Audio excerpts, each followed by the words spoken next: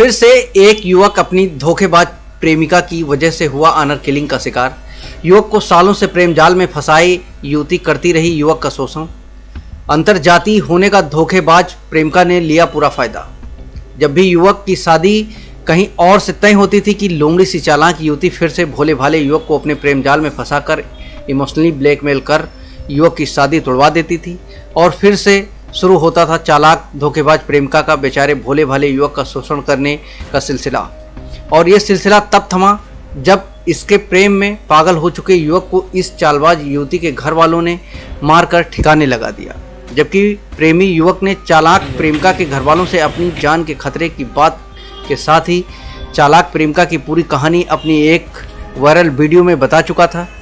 खैर, पूरी बात तो पुलिस जांच के बाद ही पता चलेगा। आइए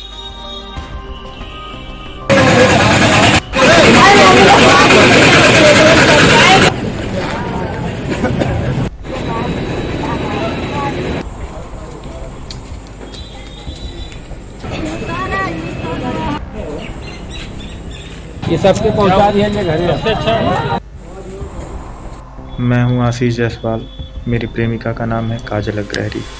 उनके पिता का नाम है अशोक अग्रहरी, माता का नाम उषा देवी, भाई का नाम शिवम अग्रहरी, उससे छोटी बहन का नाम मनीषा अग्रहरी, जिसका नेहा भी नाम है, और भाई का नाम है शुभम अग्रहरी। काजल का नाम रिंकी भी है। तहसील वाली मोड़ पे रहते हैं ये लोग मिल के मुझे इस टाइम मरवाना चाहते हैं, कैसे भी मैं मर जाऊं। और उसका कारण ये है कि मैं काजल से विवाह करना चाहता था। कई सालों से हम लोग बात करते हैं, लगभग 6 साल होने वाले हैं।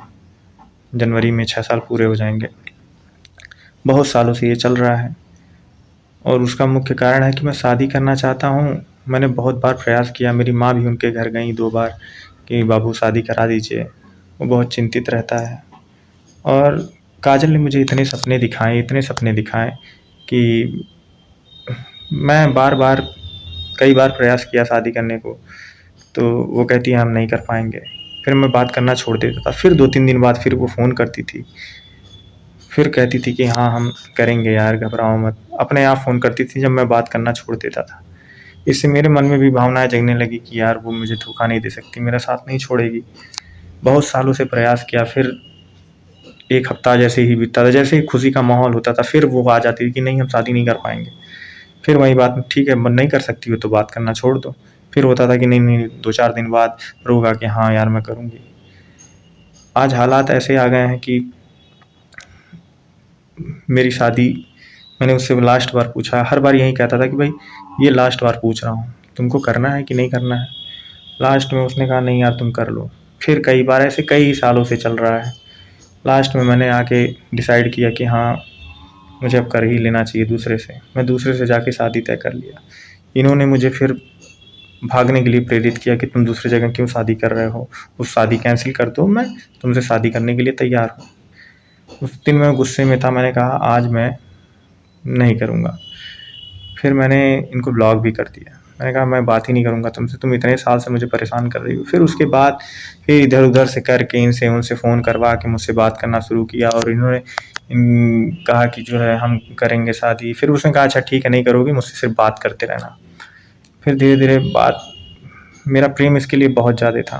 धीरे-धीरे मुझे लगा कि ये मेरे लिए कुछ भी कर सकती है। ये लड़की मुझे मरने तक का बोल दी कि मैं मर जाऊँगी। उसके बाद मैं फिर से बात करने लगा। इसने कहा अच्छा दोस्ती ही रखो लेकिन रखो। मैंने कहा ठीक है। फिर ये सुनाती थी बार-बार कि अरे मैं उससे बेटर हूँ, मैं उससे अच्छी हूँ, ये है, वो है, मैं रहती तो ये मैं। धीरे-धीरे मन में आने लगा कि अब ये मुझे नहीं छोड़ के जाएगी और मैं इसी से शादी कर लूँगा। मैंने इससे पूछा मैं क्या शादी कैंसिल कर दूँ? तो इसने कहा हाँ कर दो, हम करेंगे। उसके बाद जब मैंने शादी कैंसिल कर दी, तो फिर अब कह रही है कि नहीं मेरे घर वाले नहीं मान रहे हैं। मैंने कहा ठीक है चलो घर वालों से पूछा जाए। घर वालों ने भी मना कर दिया, मेरी माँ कई बार गई। और आज के टाइम में समस्या ये है कि ये मुझे किसी भी तरीके से फँसाना चाहते हैं कि चाहे जैसे मैं फँस जाऊँ, मेरा शादी ना हो जाए और मेरा उससे शादी ना हो, और कैसे भी मैं फँस जाऊँ किसी केस में फँसा दें या मुझे मरवा दें, या फिर अंदर क्या-क्या हो रहा है। काजल ने मुझे फिर एक दिन फ़ोन किया, मुझसे कहा कि मुझे 7 दिन का टाइम दो और घर वाले जब नहीं मान रहे हैं तो चलो हम लोग भाग चलेंगे। मैंने ये भी कहा कि मैंने एक लेटर बनाया। उस दिन मैं चाहता था सुसाइड करना। उस लेटर में मैंने इसके दोस्तों का नाम लिखा था। ये कहती थी मेरे दोस्त, ये कहते थे मेरे दोस्त। इनके दोस्तों का कोई इन्वॉल्वमेंट नहीं है, लेकिन इसके घर वाले, अब ये अपने घर वालों को परेशान में कर रही है कि क्या कर रही है, मुझे इस बारे में मालूम नहीं। पता नहीं, क्या जाने, भगवान जाने कौन क्या कर रहा है। लेकिन ये बहुत टॉर्चर की मुझे 6 सालों से। एक दिन करेंगे, एक दिन नहीं करेंगे। मैं अपने घर पे कहता था कि हाँ नहीं करेंगे। कोई भी शादी जैसे ही आती थी फिर कहती थी हाँ हम करेंगे करेंगे। फिर वो रिश्ता मैं तोड़ देता था। फिर कोई रिश्ता आता था, कह रही है मैं अपने घर में लड़ तो रही हूँ, तुम्हारे लिए ही तो सब कर रही हूँ। जब मैं कहता था ठीक है चलो अपने घर वालों को तुम मनाओ, फिर कहती घर वाले नहीं मान रहे हैं, ये वो दुनिया भर का बहुत सारी बातें। फिर जब नहीं मान रहे हैं तो छोड़ो हमको। फिर हमको रोना गाना शुरू हो जाता था उसका। मैं क्या क्या बताऊं क्या क्या हुआ। मेरी माँ भी इसके घर गई, इसने कहा कि अपने माँ को मेरे घर भेजो, रिश्ता तय हो जाएगा। फिर इसने, मैंने कहा कि ठीक है, करना है तो बताओ, नहीं करना है तो मैं, क्योंकि तुमने इतना टॉर्चर कर दिया है, आज मैं मेंटली टॉर्चर हो चुका हूँ और अब मैं सुसाइड कर लूँगा, क्योंकि तुमने मुझे परेशान करके रख दिया है। अब बताओ तुमको करना है कि नहीं करना है। ये भी क्या, हमने सोचा लाओ अच्छा थोड़ा सा ये भी करके देखें, वो भी नहीं हुआ। फिर इसने क्या किया, इसने कहा कि एक काम करो, ऐसे ऐसे चैटिंग करो व्हाट्सएप पे जिससे लगे कि हाँ और तुम मर जाओगे, ऐसा कुछ लिखो ताकि घर वालों को डरा सकूं। इसने कहा कि कहो कि हम मरवा देंगे ये वो। तो मैंने कहा, मैंने मैसेज किया कि मैं तुम्हारे हस्बैंड को मरवा दूंगा अगर तुम किसी और से शादी करोगी तो, और नहीं होगा तो तुम्हारी जब शादी हो जाएगी, तुम जब प्रेग्नेंट हो जाओगी तब तुमको मरवा दूंगा। ये सारी बातें फ़ोन पे हुई, बहुत सारी ऐसी सी बातें हुई। व्हाट्सएप कॉल पे बात होती थी घंटों घंटों। ये सब प्लान उसी ने दिया मुझे। फिर मुझे लगा ये सब तो यार चीटिंग हो रही है, ऐसा कैसे हो सकता है कि यार मैं करूं। ये अपने घर वालों को दिखाने लगी और घर वाले इसके, ये पीछे पीठ पीछे गेम खेल रही है। इसके दोस्तों से अपने ये जब बात करती थी तो कहती थी नहीं नहीं हम इससे शादी करेंगे ही नहीं है, ये है वो है। आज हो सकता है कि मेरा देहांत हो जाए, उसके बाद लोग स्टेटमेंट अपना बदल दें, उसी के फेवर में बोलें भाई उसी के दोस्त हैं। लेकिन वही लड़कियां जब मुझसे बात करती हैं तो कहती हैं भैया वो आपको चूरन दे रही है। इसकी बहन से मैं बात किया, इसकी बहनें भी कह चुकी हैं, सारी की सारी बहनें, सारी बहनों का नंबर भी है मेरे पास। भाई 6 साल से कांटेक्ट कर रहा हूँ तो बहुत कुछ होगा मुझे नॉलेज। बहुत प्रयास किया, बहुत प्रयास करे मैंने, अपनी जी जान, मैं आखिरी सांस तक अपने कोशिश करूँगा। जो भी होगा भगवान जाने, क्या होने वाला है मुझे नहीं पता, लेकिन ये मैं जानता हूँ कि मैं मरने वाला हूँ। ये इतना मेंटली टॉर्चर कर चुकी है कि अगर ये मुझसे शादी नहीं करेगी तो मैं खुद ही आत्महत्या कर लूँगा। लेकिन इसने बहुत टॉर्चर किया मुझे। रोज कहती थी 3 दिन 4 दिन 5 दिन, रुको रुको रुको रुको, मैं आऊँगी, मैं ये करूँगी, मैं भाग के कर लेंगे, नहीं घर वाले मानेंगे तो भाग के कर लूँगी। फिर कहती है मम्मी गई तो मम्मी कह रही नहीं और हम शादी नहीं कर पाएंगे, वो हमको मजबूर कर रहा है शादी के लिए। अगर मेरा डेटा खोल दिया जाए, अगर कोई ऐसा सिस्टम हो, व्हाट्सएप कॉल का डेटा खोल दिया जाए, व्हाट्सएप कॉल पे जो जो बातें होती थी या कॉल पे जैसी बातें होती थी, मैं इतनी चीप हरकतें नहीं कर पाया कि मैं इसके कॉल रिकॉर्ड कर पाता था। लेकिन ऐसा भी नहीं है, कुछ ना कुछ तो होगा मेरे पास, और बहुत सारी ऐसे डिटेल्स हैं कि अब क्या क्या बताऊं। ऐसा कोई ऐसी चीज़ नहीं है जो मुझसे और इसके बीच में हुई ना हो, चाहे वो प्रेम संबंध हो, चाहे वो शारीरिक संबंध हो, चाहे वो स्कूल बंक करके इसका मेरे साथ घूमना हो, एनीथिंग, कुछ भी। लेकिन मैं आपको क्या क्या बताऊं, ये तो मैं वीडियो में बता नहीं सकता। इसने, जैसे ही मैं जानता था ये शादी नहीं कर पाएगी तो मैं इससे बात करना बंद कर देता था। फिर रोना गाना फिर चालू, और फिर ये शादी करने के लिए कहती थी। इसकी वजह से मैंने शादियाँ तोड़ दी, कई शादियाँ तोड़ दी। लेकिन लड़की फिर अपने उसी पे आ जाती थी। पता नहीं इसको, अब इसके घर वाले इसके ऊपर दबाव डाल रहे हैं। कहती है कि शिवम मेरा कहता है कि अगर तू अगर शादी कर ली तो दोनों को मरवा देंगे, तुमको और आशीष को मरवा देंगे। इसका भाई भी कहता है छोटा वाला कि अगर तुम मुझसे शादी कर ली तो हम तुमको मरवा देंगे, तुमको मार डालेंगे, तुम्हारे पति को मार डालेंगे। मम्मी भी यही कहती है कि अगर वो अग्रहरी नहीं जायसवाल होता, नरे जायसवाल नहीं अग्रहरी होता तो हम शादी कर देते। बहुत सारी ऐसी, सरनेम मेरा मैच नहीं कर रहा है, इस वजह से ऐसा हो रहा है। अब सच्चाई क्या है ये पीठ पीछे मैं सुनता हूँ जब, कि ये कुछ और कर रही है। सब के सब ने ये कहा कि ये चूरन दे रही है, ये कुछ करने वाली है नहीं, ये तुम्हारे मुँह पे मीठा बनती है और आड़ में इसके मन में बहुत लालच भरा हुआ है और ये सिर्फ शादी किसी और से ही करेगी, तुमसे कभी ज़िंदगी में नहीं करेगी। मैं जानता हूँ कि ये लोग हमको मरवाने वाले हैं, क्योंकि कई बार धमकी दे चुके हैं मुझे। अब फ़ोन भी नहीं उठाते हैं। अब मैं फ़ोन करता हूँ तो फ़ोन नहीं उठाते हैं। मैं रिक्वेस्ट ही करता हूँ दिन रात की शादी करा दीजिए हम दोनों की। कोई बात नहीं, उसने जो भी गलती है की मुझे कोई परवाह नहीं। जिससे भी आप शादी कराएंगे शायद उससे ज़्यादा खुश रखूँ। मैं कई मंदिरों गया, मंदिर मन्नत मांगता हूँ कि हे भगवान मेरी उससे शादी करा दे, मैं उसे बहुत खुश रखूँगा। उसने लाखों गलतियाँ की हों, कोई बात नहीं, लेकिन मैं तो उससे प्यार करता हूँ ना।